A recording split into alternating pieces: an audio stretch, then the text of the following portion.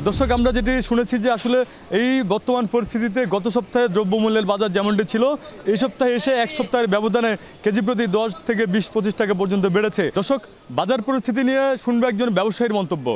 আচ্ছা, আপনাদের কাছে একটু শুনি যে আসলে গত সপ্তাহে তুলনায় এই সপ্তাহে বাজার কেমন যাচ্ছে? অনেক বেশি যাচ্ছে ভাইয়া। কেমন যাচ্ছে বেশি? বেড়ে যাচ্ছে, ধরুন প্রতি কেজি মালে 15 টাকা 20 টাকা বাড়তি। ধরুন এই যা বেগুন ছিল এই যে 70 টাকা 80 টাকা, এখন বেগুন চলে 120 টাকা 100 টাকা এরকম ভাবে চলছে। কারণটা এই যে আন্দোলন চলে বা বৃষ্টি ছিল, এইসব কারণে নিয়ে সব কিছু দাম বাড়তি। এখন বাজারের অবস্থা খুব একটা ভালো না, সাধারণ মানুষের অবস্থা তো মোটেই ভালো যাচ্ছে না বলে আমার কাছে মনে হয়।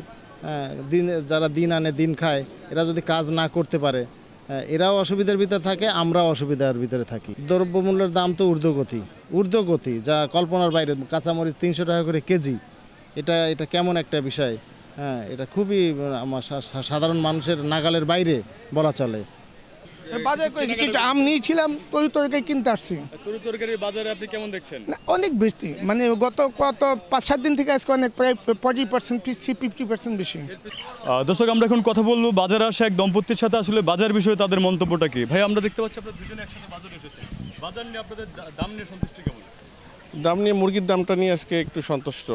মুরগির দামটা একটু কম, মাঝখানে মনে হয় অনেক বেড়ে গিয়েছিল। আজকে 250 করে কিনলাম ব্রয়লার, সোনালিটা, আর ব্রয়লার কিনলাম 165 করে। দামটা অনেক বেশি ছিল।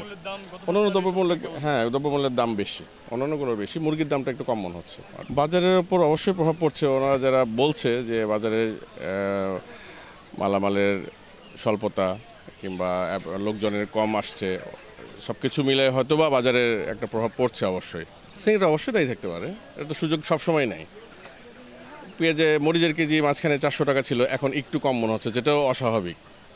280, 300, 300, 320 টাকা, এটা তো অস্বাভাবিক। দেশে উৎপন্ন হচ্ছে একটা জিনিস, সেই জিনিসের দাম যদি এত টাকাতে কিনতে হয়, তাহলে তো আসলে কিছু বলার নেই। তো সবগুলোই মোটামুটি যখন দামটা বেশি থাকে, যেমন করলা আজকে 100 টাকা কেজি, তো সেখানে আমি হয়তো 20 টাকার অল্প একটু কিনবো, যেটুকু না কিনলেই না। বেতন তো বছরে একবারই বাড়ে, হ্যাঁ, আর বাজার তো সারা বছর কম বেশি হইতেই থাকে।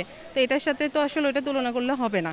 মানে পরিমাণটা অনেক কমিয়ে দিয়েছি কেনা। যেখানে 5টা পেঁয়াজ ইউজ করতাম, সেখানে একটা দিয়ে যদি চালানো যায় আলহামদুলিল্লাহ। আমি তো বাজারে আসছিলাম নিত্য প্রয়োজনীয় জিনিস টুকটাক বাসার জন্য কেনার জন্য, কিন্তু দ্রব্যমূল্যের যে ঊর্ধ্বগতির দাম, মানে কেনাটা খুব সাধ্যের বাইরে। কোনো তরকারি 100 টাকা 120 টাকা এরকম করে দাম যাচ্ছে।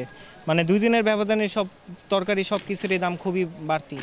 কারণ দেশের এখন যে অবস্থা, হয়তোবা এই ছাত্র আন্দোলন, রাজনৈতিক অস্থিরতার কারণে হয়তোবা এরকম হইতে পারে। এখন ব্যবসায়ীরা তো সুযোগ সন্ধানী, কোনো একটা সমস্যা হলেই ওরা সব কিছুর দাম বাড়ায় দেয় আমার মনে হয়। যেমন গতকালকে যেই দামে তরকারি কিনেছি, আজকে ওই দামে পাচ্ছি না, দাম একটু ঊর্ধ্বগতিতেই আসছে।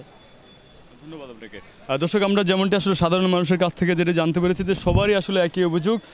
কিছু মানুষ সুযোগ সন্ধানে থাকে, কিছু পরিস্থিতির নির্ভর করে আসলে বাজারের দ্রব্যমূল্যের দাম উঠানামার বিষয়টি। তো দর্শক, এই ছিল আজকের কারওয়ান বাজার থেকে সর্বশেষ। অভি আরিফ, ভোরের পাতা, কারওয়ান বাজার, ঢাকা।